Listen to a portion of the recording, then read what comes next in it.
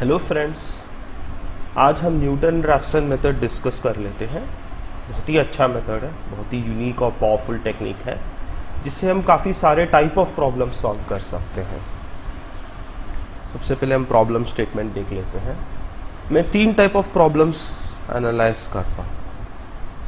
सबसे पहले मान लीजिए ये वाला प्रॉब्लम है x² = 19। इसको कैसे सॉल्व करेंगे हम? सिंपल है, हाई स्कूल मैथमेटिक्स है। इसके लिए हम स्क्वायर रूट निकाल देंगे। तो ये आपका हो गया technique 1, square root. Okay, no problem. अब मैं दूसरे सवाल पे आता हूँ। दूसरा सवाल कुछ इस प्रकार है, sin x = 0.96 या sin3x। तो आप यहाँ क्या करेंगे? यहाँ पे आप 2 टेक्निक यूज करेंगे। सबसे पहले तो आप क्यूब रूट ऑफ 0.96 निकालेंगे। ठीक है, मान लीजिए ये y है। उसके बाद आप x = sine inverse of y, inverse trigonometric use करके आप सॉल्यूशन निकाल लेंगे। ठीक है, दूसरा टेक्निक हो गया। अब मैं तीसरे सवाल पे आता हूँ। e पावर x 3x = 70 मान लीजिए। तो इसमें क्या करेंगे? आप लॉगरिदम करेंगे, नेचुरल लॉगरिदम। सो 3x = log 70। ठीक है, नेचुरल लॉग। उसके बाद लॉगरिदमिक फंक्शन से आप उसका सॉल्यूशन निकाल देंगे। ठीक है, मतलब उसके लिए आपको लॉग करना पड़ेगा और हर सवाल के लिए आपको अलग अलग technique, square root technique, inverse trigonometric technique, logarithmic technique use करना पड़ रहा है। ऊपर से अब मैं और कॉम्प्लिकेट कर देता हूँ सिचुएशन। मान लीजिए मैं आपको कुछ ऐसा पूछ रहा हूँ, x⁻11 = 77। तब आप क्या करेंगे? x = 11th root of 77। Very complicated problem, very complicated. So how do you solve that? ऐसे बहुत सारे प्रॉब्लम्स हैं। How do you solve all of them? Is there any general principle, general technique that you can use, of course with the help of a computer calculator, to solve all these problems? क्या एक तरीका बन सकता है, एक universal technique जिससे हम सारे प्रॉब्लम सॉल्व कर सकते हैं? इसी सवाल का जवाब है न्यूटन रैफसन मेथड। कोई भी सवाल, कोई भी इक्वेशन, x³ = 31 हम कर लेंगे। इनफैक्ट ये दोनों प्रॉब्लम्स हम by the end of this video lecture कर लेंगे। ग्रेट। सो इसके प्री रिक्वायरमेंट्स क्या है? सबसे पहले तो बेसिक अलजेब्रा आपको आनी चाहिए। बेसिक अलजेब्रा जो फर्स्ट स्लाइड में कवर किया गया है, you need to understand that much algebra. दूसरी बात, you need to have a knowledge of derivatives, यानी f of x given on f of x like sin x. If you are able to tell me the derivative is cos x या x³ का derivative 3x² है, if you have this level of understanding, तो that is enough, prerequisite. अब रही तीसरी बात, how do you apply, how do you test? या तो आपको बहुत हाथ से बहुत सारा मैथमेटिक्स करना पड़ेगा, या तो आपको वेरी बेसिक कोडिंग स्किल्स आपके पास होनी चाहिए of any language. It can be Python, MATLAB, C++।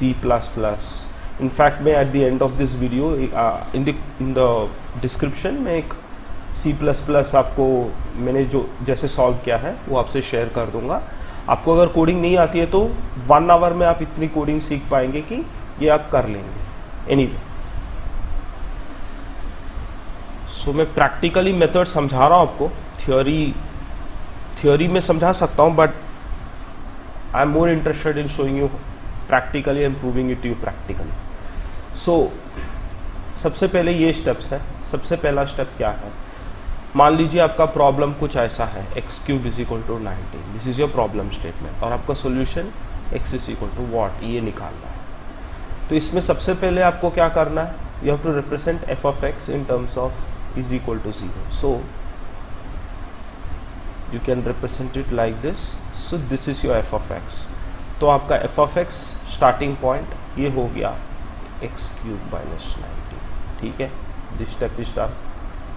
दूसरा step we calculated this, okay great. We need to calculate f dash x, that is the derivative. इसका डेरिवेटिव क्या होगा, f dash of x is equal to 3x squared plus 0, तो मैं उसे trivial है उसे omit कर रहा हूँ, तो this step is also done, ठीक है। अब यहाँ से हमारा न्यूटन रैफ्टन मेथड स्टार्ट होता है।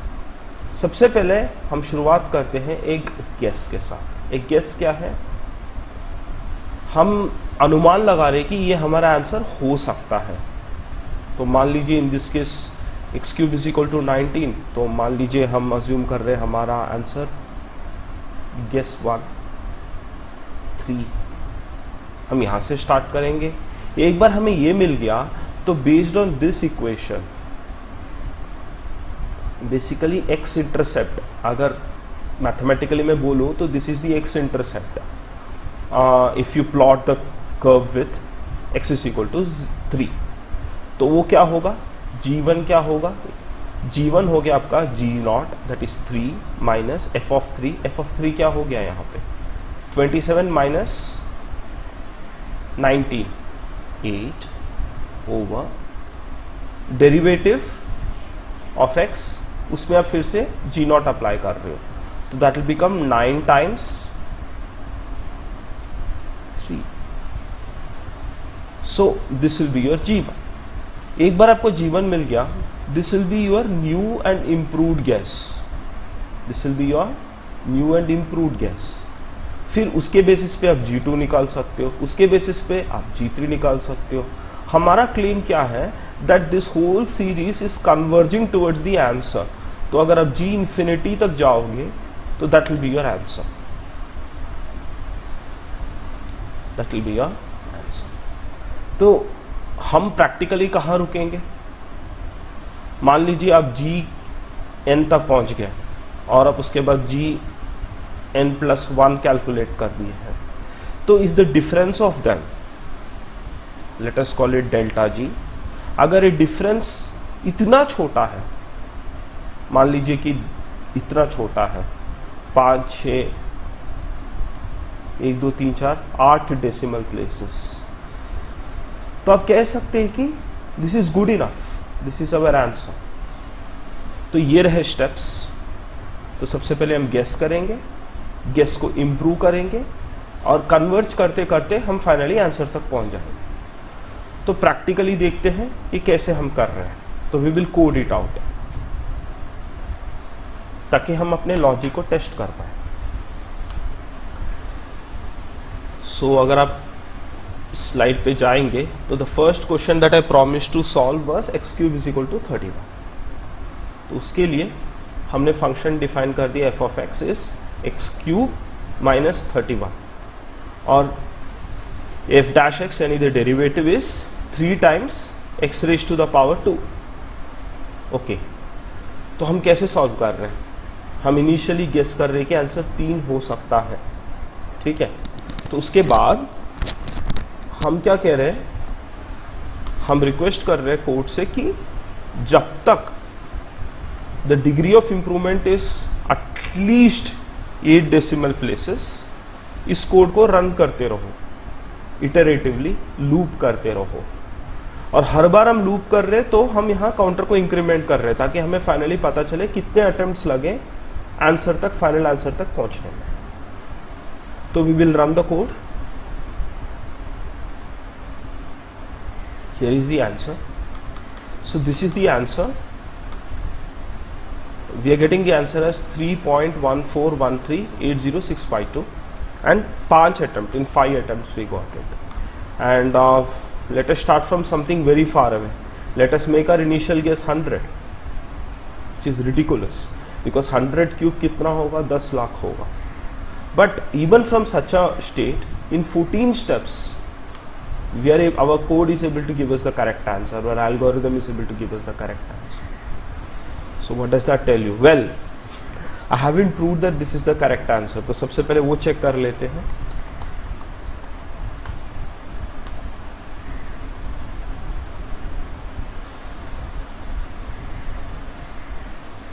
What's the answer? The answer is very close to 31. The answer is very close to 31. So couple of questions here. So why is it not 31? Why is it 30.9999? इसके दो reasons हैं. सबसे पहला reason वो नहीं है जो आप सोच रहे हो कि हमने सिर्फ 14 स्टेप्स दिए हैं या हमने तभी रोक लिया. नहीं. The biggest reason for this is the fact that our computers are finite machines. They store a finite set of states. They are digital in nature. They do not have infinite decimal spaces. There is only so much memory that's allocated to a variable. So, in other words, our computers, the machines are deficient, not capable of storing a large number of decimal places. That is the first reason. The second reason is, of course, we are dealing with approximations, and we are happy with 8 decimal places. So anyway, we could solve that. That was an easy question. Now we will see a difficult question. The second question that I promised to you. This is the second question I promised you. We will solve it. तो मैं problem इस equation को मैं पहले ही map कर चुका हूँ वुल्फ्रम में, और मैं सजेस्ट करूँगा जब भी आप कोई मैथमेटिक्स पे वर्क कर रहे हो तो try to plot the graph. मैं बचपन में I used to do it in pen and paper, but if you don't want to do it initially you can even use some site like Wolfram to get a feel of the animal you are dealing with. Just try to understand the equation you are dealing with. तो सबसे पहले मैं वो aspect discuss करना चाहता हूँ. Look at the property. This is an exponential curve, but this is not just an exponential curve. This is an exponential over an exponential curve. So आप देख सकते हैं कितना sharply ये rise कर रहा है. Very sharp. And that's what makes it very tricky. This could be normally a tricky problem to solve. So anyway, let's follow our steps. हमारे steps क्या कहते हैं? सबसे पहले f of x लिख लेते हैं. f of x is e power x power 2.5 minus 1008. Fair enough. उसके बाद हम इसका डेरिवेटिव निकाल लेते हैं. डेरिवेटिव क्या होगा? High school calculus. So that will B 2.5 times x power 1.5 times e power x power.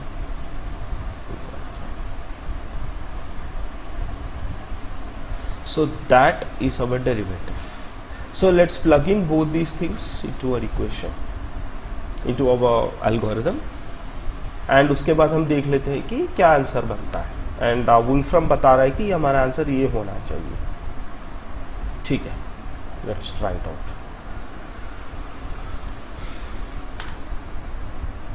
समय बचाने के लिए मैं पहले ही एक कोडिंग कर चुका हूँ. सो एफ ऑफ एक्स को हमने ऐसे इनकोड किया हुआ है. हमने सबसे पहले एक कांस्टेंट ई डिफाइन कर लिया है. इरेशनल नंबर है, बट यहाँ पे भी गौर करिए, it's an irrational number, but हम उसे ऐसे डिफाइन कर रहे हैं जैसे ये रैशनल नंबर है, because that is the limitation of the computers we work with. So f of x हमने डिफाइन कर लिया है. यहाँ पे एफ डैश ऑफ एक्स को हमने एज कैलकुलेटेड हियर डिफाइन कर लिया. Now let us see. Okay, let us start with the guess that it is 12. 12 is again a very ridiculous number. Why? Because आप एक कर्व देखिए, 12 कितना large number होगा. It will be very large. The value of y, the value of f of x at 12 will be extremely large.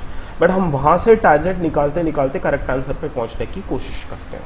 And these tangents will be very much parallel to the y-axis. So anyway, let's start here. Any guesses how many steps it would take? Oh, 499 steps, and it is saying the correct, and the answer is 2.1673. I want to make a couple of observations here. I wanted to explain this then itself. मैंने k को 12 set किया. I did not set it something as high as 100 because that would be an extremely large number for even to be allocated. So अगर मैंने something like 20 भी try किया तो ये बोल देगा कि will tell you not defined, extremely large. So we can't work with such a large number because remember these are exponents over exponents. So फिर से we started with something as ridiculous as 12 and the answer came out to be 2.1673, 799. Okay. and in fact that is the answer here, 2.1673799287238. Okay, so what if we try something more practical, let's say 3. So it's giving you the answer in just 15 steps. This is the power of what we understand as quadratic convergence. In other words, हर एक step में, हर एक iteration में आपको ये 2 decimal points improvement दे सकता है जब ये कन्वर्जेंस पॉइंट के नज़दीक पहुंच चुका है तब. That is the power. So as it gets closer and closer to the answer, it gets better at getting closer to the answer. Think about it. So that's what I wanted to discuss today. So इसके limitations भी discuss कर लेते हैं. This works well with equations that are continuous on a curve. So an equation like this, यहाँ पे कोई value नहीं है, डिफाइन नहीं है इस पीरियड में, डिसकंटिन्यूअस है. यहाँ पे आप इस मेथड को यूज नहीं कर सकते हो. क्यों? क्योंकि this is relying on tangents and incremental improvement to arrive at the correct answer. So the function has to be continuous. But normally आप जब इक्वेशन सॉल्व कर रहे हैं, यानी आप बुलियन इक्वेशंस को शायद इसके साथ सॉल्व नहीं कर पाएंगे, बट रियल अलजेब्रिक इक्वेशंस जहाँ पे भी हैं, yes, this is the method to use. So with this I hope आप थोड़ा सा कैलकुलस के इम्पोर्टेंस और सिग्निफिकेंस समझ पाएंगे after this video. Number 1. Number 2, now you know how to use a computer to solve pretty much any problem that looks like this, or e power sin x power whatever, I don't care, x power e power sin x. Great, you can do it. If you can differentiate it, you can do it. So I hope that is one more take home from this video. Thank you very much for your time. Please like, please share, subscribe kariye. I'll be keeping on posting videos like this.